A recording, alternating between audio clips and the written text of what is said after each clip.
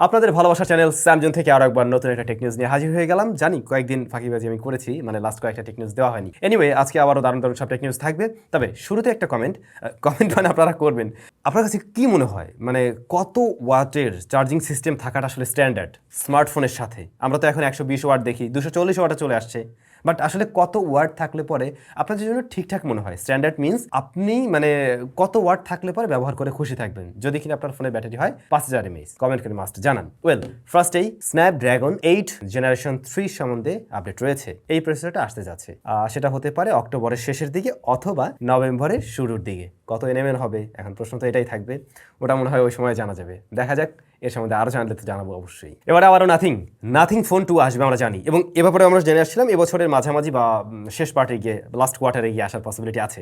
তো nothing phone 2 এর কিছু রেন্ডার চলে আসছে, হতে পারে যে এরকম কনসেপ্টেই হয়তো আসার পসিবিলিটি আছে, যেমনটা আপনারা দেখছেন। হ্যাঁ, রিয়ারের ডিজাইনটা কিন্তু আমার কাছে মনে হচ্ছে অলমোস্ট সিমিলার বা সেম, তবে ক্যামেরা একটু বেশি আছে, মানে একটা বেশি আছে আর কি। বাট এই যে অংশটা দেখতে আবার আইফোন লাগে, রাইট?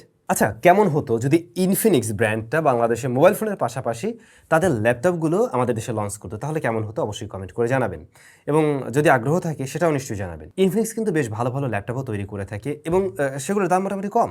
যেমন ইনফিনিক্স নতুন একটা ল্যাপটপ লঞ্চ করলো, এটা হলো Infinix InBook Y1 plus maybe এরকম। ওটাতে full HD plus resolution IPS LCD panel রয়েছে, খুবই স্লিম সুন্দর দেখতে ল্যাপটপ। ব্যাকলিট কিবোর্ড রয়েছে, পাশাপাশি এটার যে প্রসেসর সেখানে রয়েছে ইন্টেল Core i3 10 Gen, এবং এটা 8GB র্যাম 256GB স্টোরেজের। দাম হলো গিয়ে 29,500 রুপি মনে হয় এরকম। এক্সিনোস তাদের নতুন প্রসেসর নিয়ে আসছে 1380। এটাকে আপনি কম্পেয়ার করতে পারেন স্ন্যাপড্রাগন 778Gর সাথে, আবার হালকা পাতলা কম্পেয়ার করা যেতে পারে মিডিয়াটেক ডেমেনসিটি 1080-র সাথে। হ্যাঁ, 1080-র তুলনায় এটা কিছুটা এগিয়ে থাকবে। তো আশা করা যায় আমরা মোটামুটি mid range to high mid রেঞ্জের কাছাকাছি অনেক স্মার্টফোনে হয়তো এটা, অনেক স্মার্টফোন মিনস স্যামসাংয়ের অনেক ফোনে হয়তো আমরা এটা ব্যবহার হতে দেখবো। ভাই ব্রাদার, আমাদের চ্যানেলে আজকে আরও একটা ভিডিও আসবে অথবা এসেছে, ওটা হলো গিম্বল নিয়ে। যারা কিনা এই যে ভিডিও শ্যুট করেন, তো অনেকের হয়তো কাজে লাগবে। তিনটে গিম্বল নিয়ে আমরা একটা ভিডিওতে আলোচনা করছি, দেখতে পারেন। কিছুদিন আগে রিয়েলমি GT Neo 5 লঞ্চ হলো, এবং ওইটা যখন লঞ্চ হলো তারপর আমি একটা ভিডিওতে বলছিলাম GT3 খুব শীঘ্রই লঞ্চ হতে যাচ্ছে। কি নিয়ে আসছে এবার আমরা সব কিছুই জানি। 240 ওয়াটের চার্জার দিয়ে আসছে GT Neo 5 এর সাথে, যেটা ছিল। এবং এই স্মার্টফোনে 1.5K রেজলিউশনের অ্যামোলেড প্যানেল থাকবে, যা 144 হার্টজ হাই রিফ্রেশ রেটের, এবং প্রসেসর সেকশনে কোয়ালকম স্ন্যাপড্রাগন 8+ জেনারেশন 1। ক্যামেরায় 50 মেগাপিক্সেল মেইন শুটার, ওয়াইস রয়েছে 8 মেগাপিক্সেল আলট্রা ওয়াইড, 2 মেগাপিক্সেলের একটি ম্যাক্রো শুটার। এই ইউজলেস সেন্সর সব জায়গায় আছে আর কি। দেন ফ্রন্ট ফেসিং ক্যামেরায় 16 মেগাপিক্সেলের শুটার, অ্যান্ড্রয়েড 13 বেসড, 4600 mAh এর ব্যাটারি, আর ওই যেটা বলছিলাম 240 ওয়াটের চার্জিং সিস্টেম দিয়ে আসছে। এবারে আপনাদেরকে একটা অদ্ভুত নিউজ দিতে চাই। ফেসবুকের ভেরিফিকেশন, না, আমরা যে সমস্ত আইডিগুলোতে ফেসবুকের ভেরিফিকেশন টিকটা দেখি, তখন আমরা মোটামুটি বুঝে ফেলি নিশ্চয়ই সেলিব্রিটি বা সামথিং এরকম কিছু, বা বড় লেভেলের কেউ, রাইট? এবং তারাই হয়তো এটা পেত, হয়তো তার নামে অনেকগুলো নিউজ রয়েছে এরকম কিছু, তখনই তারা শুধুমাত্র ভেরিফিকেশনটা পেত। কিন্তু আপনি চাইলে নিজেও আপনার আইডিটাকে ভেরিফাই করে নিতে পারবেন, আপনার আইডি ভেরিফাই করতে পারবেন জাস্ট টাকা পয়সার বিনিময়ে। এই পথটা এক প্রকার দেখিয়েছেন ইলন মাস্ক।